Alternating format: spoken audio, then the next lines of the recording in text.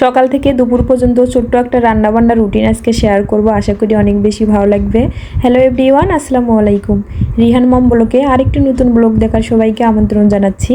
কাছে এবং দূরে, দেশ এবং দেশের বাহিরে যে যেখান থেকে আমার ভিডিওটি দেখছেন সবাই আল্লাহর রহমতে অনেক ভালো আছেন, সুস্থ আছেন।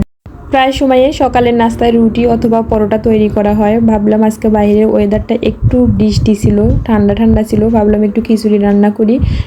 আমি এক চুলায় ডিম ভেজে নিচ্ছি আর পাশের চুলায় প্রেসার কুকারে খিচুড়ি বসিয়ে দিয়েছি। তারপর এখন আমি পটলগুলো ভেজে নেব। আসলে পটল ভাজিটা রিয়ানের বাবা অনেক বেশি পছন্দ করে, তবে আমার অতটা পটল ভাজি পছন্দ না।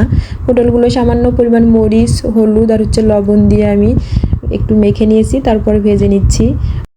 মাঝে মাঝে সকালের নাস্তায় একটু ভিন্নতা নিয়ে আসলে অনেকটা বেশি ভালো হয়। সব সময় রুটি পরোটা খেতে খেতে অনেকটা একঘেয়েমি হয়ে যায়, এজন্য একটু খিচুড়ি রান্না করলে সকালের নাস্তাটা অনেক বেশি একটু ভালো জমে, তাই না? তারপর একটু পটলের সঙ্গে পেঁয়াজ মরিচ একটু ভেজে নিচ্ছি। এখন প্লেটটা রেডি করে নেব। প্রথমে রিয়ানের বাবার প্লেটটা রেডি করে নিচ্ছি। ভিডিওটি দেখতে দেখতে আপনাদের যদি কোনো অংশে একটু ভালো লেগে যায় তাহলে প্লিজ ভিডিওটিতে একটা লাইক দিয়ে সম্পূর্ণ ভিডিওটি দেখার অনুরোধ রইল। এই তো একটা ডিম দিয়ে দিচ্ছি, তারপর পটল ভাজি বারমিস আচারে দিয়ে দিচ্ছি, সালাতে ছিল শসা, লেবু, তারপর পেঁয়াজ মরিচ। আসলে শসা খেতে চায় না, তাও একটু দিয়ে দিচ্ছি। তারপর রিয়ানের প্লেটটা রেডি করে নিচ্ছি। নাস্তা করে নেওয়ার পর পুরো বাসাটা আমি সুন্দরভাবে গুছিয়ে নিয়েছি। তারপর রিয়ানের বাবা কিছু লিচু নিয়ে এসেছিল। আসলে লিচুগুলো দেখতে এতটা সুন্দর ছিল, তবে খেতে অনেক বেশি টক ছিল। আমি লিচুগুলো সুন্দরভাবে পানি দিয়ে একটু পরিষ্কার করে নিচ্ছি, তারপর ফলের ঝুড়িতে রেখে দেবো। আজকের ভিডিওটা কে কোথা থেকে দেখছেন প্লিজ আমাকে একটু কমেন্ট করে জানিয়ে দিবেন। আপনাদের মূল্যবান কমেন্টগুলো পড়তে আমার অনেক বেশি ভালো লাগে। লিচুগুলো সুন্দর করে গুছিয়ে নেওয়ার পর এখন দুপুরের জন্য রান্না করব। রসুন বাটা শেষ হয়ে গিয়েছে, রসুনগুলো ব্লেন্ডারে ব্লেন্ড করে নিয়েছি। এখন আমি একটা ট্রের মধ্যে রেখে দিচ্ছি। একসঙ্গে যদি একটা বক্সে অনেকগুলো রসুন বাটা রেখে দেওয়া যায় রান্নার সময় অনেক বেশি ঝামেলা হয়ে যায়, এই জন্য আমি একটা ট্রেতে এরকম ছড়ে সুন্দর করে রেখে দিচ্ছি। পরে এগুলো আইস হওয়ার পর আমি সুন্দর করে কেটে নিব। আমি 5 থেকে 6 ঘন্টা পর ট্রেটা ফ্রিজ থেকে বের করে নিয়েছি। এখন সুন্দর সাইজ করে কেটে নিচ্ছি, মানে যতটুকু পরিমাণ আমার রান্নার সময় লাগবে। এই তো দেখেন কি সুন্দর হয়েছে রসুনগুলো যখন আমি এভাবে কেটে নিচ্ছিলাম তখন রিয়ানের বাবা বলছিল তুমি কি এগুলো বরফি কেটে নিচ্ছ নাকি? তা আমি বলছিলাম যে না, এগুলো রসুন। আসলে দেখেন বরফির মতোই মনে হচ্ছে।